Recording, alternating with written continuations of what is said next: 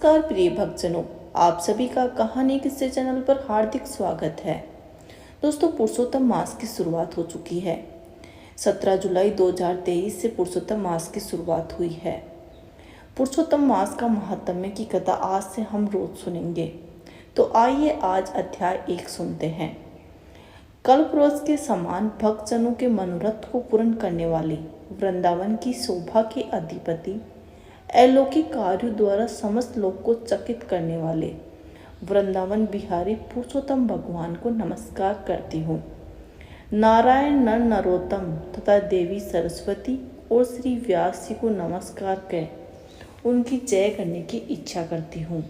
यज्ञ करने की इच्छा से परम पवित्र नैमिषारण्य में आगे कहे गए बहुत से मुनि आए, जैसे असित, देवल, पैल, सुमंतु, पिपलायन, सुमुति, कश्यप, जाबाली, भृगु, अंगिरा, वामदेव, श्रुतिशण, शरभंग, पर्वत, आप स्तंभ, माणिव्य, अगस्त्य, कात्यायन, रथितर, जिष्ठु, कपिल, रभ्य, गौतम, मर्दुल, कौशिक, गालव, क्रतु, अत्रि, भृभु, त्रित, शक्ति, बधु, बोधायन, वसु, पृथु, हारित, ध्रुम, शंकु, संकृति, शनि, विभांडक, प्रक, ग्रग, काणद, जमदग्नि, भरद्वाज, भूमप, मोन, भार्गव, कर्कस, सोनक तथा महातपस्वी सतानंद, विशाल,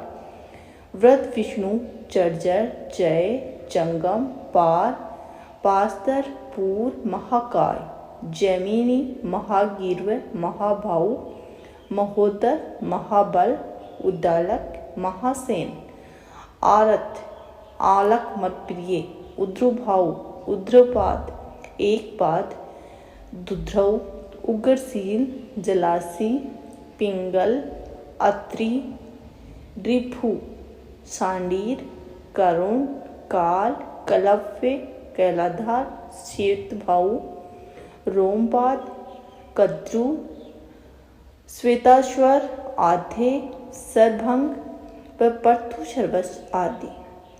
शिष्यों के सहित ये सभी ऋषि अंगों के सहित वेदों को जानने वाले, ब्रह्मनिष्ठ, संसार की भलाई तथा परोपकार करने वाले, दूसरों के हित में सर्वदा तत्पर, स्रोत स्मार्त क्रम करने वाले, नैमिषारण्य में आकर यज्ञ करने को तत्पर हो गए।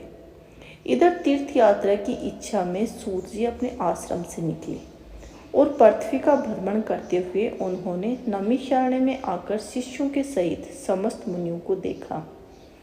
संसार समुद्र से पार करने वाले उन ऋषियों को नमस्कार करने के लिए पहले से जहाँ वे इकट्ठे थे वहीं पर संचित होकर सूत जी भी जा पहुँचे।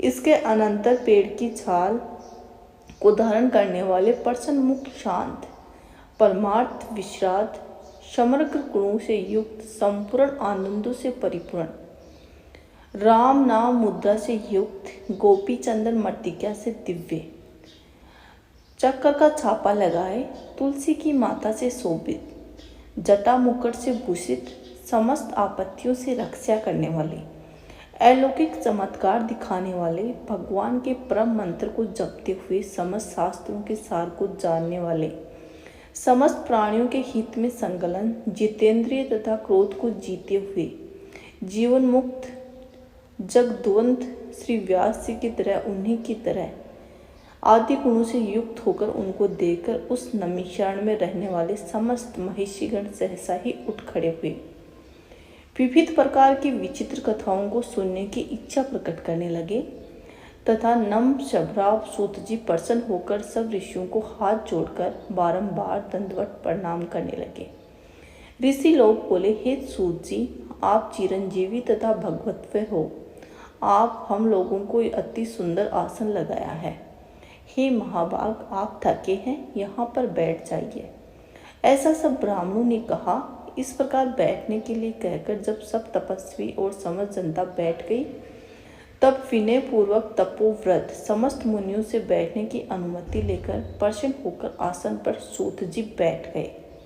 उसके बाद सूत जी को सुखपूर्वक बैठे हुए और शर्म रहित देखकर पुणे कथाओं को सुनने की इच्छा वाले समस्त ऋषि ये बोले, हे सूत जी, हे महाभाग, आप भाग्यवान हैं। भगवान व्यास के वचनों के हार्दिक अभिप्राय हैं। गुरु की कृपा से आप सब कुछ जानते हैं। क्या आप सुखी तो हैं? आप बहुत दिनों के बाद कैसे इस वन में पधारे? आप प्रशंसा के पात्र हैं। हे वाह शिष्य शिरोमणि, आप पूज्य हैं। इस असार संसार में सुनने योग्य हजारों विषय हैं, परंतु उनमें सबसे श्रेष्ठ कर थोड़ा सा और सारभूत जो भी हो हम लोगों को वो सुनाइए। हे महाभाग, संसार समुद्र में डूबते हुए पार करने वाला तथा सुख फल देने वाला आपके मन में निश्चित किसी विषय का हो, हम लोगों से वो कहिए। हे अज्ञान रूप अंधकार से अंधे हुओं को ज्ञान रूप चक्षु देने वाले, भगवान के लीला रूपी रस से युक्त परमानंद का कारण, संसार रूपी रोग को दूर करने में रसयान के समान जो कथा का सार है, वो शीघ्र ही हमसे कहिए। इस प्रकार शोकादित्य ऋषियों के पूछने के पर हाथ जोड़कर सूत जी बोले, हे समस्त मुनियों, मेरी कही हुई सुंदर कथा आप लोग सुनिए।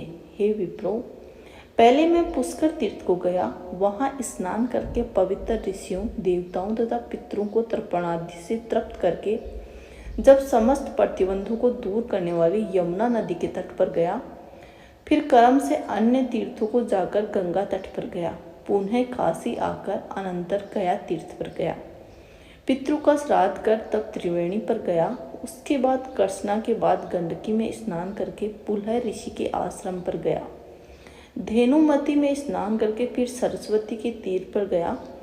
वहाँ हे विप्रो, त्रिरात्रि उपवास कर गोदावरी गया, फिर कर्तमाला, कावेरी, निर्विघ्ना, ताम्रपाणिका, तापी, वहायशी, नंदा, नर्मदा, सरमदा नदियों पर गया, पुनः चरणवती में स्नान करके पीछे सेत बंधु रामेश्वर पहुंचा। उसके बाद नारायण के दर्शन करने के हेतु बद्री बन गया। तब नारायण का दर्शन कर वहाँ के तपस्वी को अभिनंदन कर पुनः नारायण को नमस्कार करके उनकी स्तुति कर सिद्ध क्षेत्र पहुंचा। इस प्रकार बहुत से तीर्थों से घूमता हुआ कुरुक्षेत्र तथा जांगल देश में घूमता फिरता फिर मैं अस्तिनापुर में गया। हे द्विजों, यहाँ पर सुना कि राजा परीक्षित राज्य को त्याग कर बहुत ऋषियों के साथ परम पुण्यप्रद गंगा तीर गए हैं और उस गंगा तट पर बहुत से सिद्ध हैं। भूषण जिनका ऐसा योग लोक और देवर्षि वहाँ पर आए हैं, उनमें कोई निराहार, कोई वायुवशन कर, कोई जल पीकर, कोई पत्ते खाकर, तो कोई श्वास को ही लेकर आहार करके, कोई फलाहार करके, कोई फेन का आहार करके। हे द्विजों, उस समाज में कुछ पूछने की इच्छा से हम भी गए। वहाँ परम स्वरूप भगवान महामुनि व्यास के पुत्र, बड़े तेज वाले प्रतापी श्री कृष्ण के चरण कमलों को मन में धारण किए हुए श्री सुखदेव जी भी आए। उन वर्ष में योगराज संघ की तरह कंठ वाले, बड़े लंबे चिकने बालों वाले, बड़ी पुष्ट कंधों और संधि वाले, चमकती हुई कांति वाले, अद्भुत स्वरूप वाले भरमाजी थूकते हुए लड़कों से घिरे हुए मक्षिकाओं जैसे हस्तमस्त घिरा रहता है, उसी प्रकार धूल में हाथ में ली हुई स्त्रियों से घिरे हुए सर्वांग धूल रमाए महामुनि सुखदेव को देखकर सब मुनि प्रसन्नतापूर्वक हाथ जोड़कर सहसा ही उठ खड़े हुए। इस प्रकार महामुनियों द्वारा संस्कृत भगवान सुख को देखकर पश्चाताप करती हुई स्त्रियां और साथ के बालक जो उनको चिढ़ा रहे थे दूर ही खड़े रह गए और भगवान सुख को प्रणाम करके अपने अपने घरों की ओर चले गए। इधर मुनि ने सुखदेव के लिए बड़ा ऊंचा और उत्तम आसन बिछाया। उस आसन पर बैठे भगवान सुख को कमल की कर्णिकाओं को जैसे कमल के पत्ते घिरे हो, उसी प्रकार मुनि लोग उनको घेर कर बैठे गए। यहाँ बैठे हुए ज्ञान स्वरूप महासागर के चंद्रमा भगवान महामुनि व्यास के पुत्र सुखदेव ब्राह्मणों के द्वारा हुई पूजा को धारण कर तारागणों से घिरे हुए चंद्रमा की तरह शोभा पा रहे थे। बोलो हरि शरणम। जय श्री विष्णु भगवान की जय।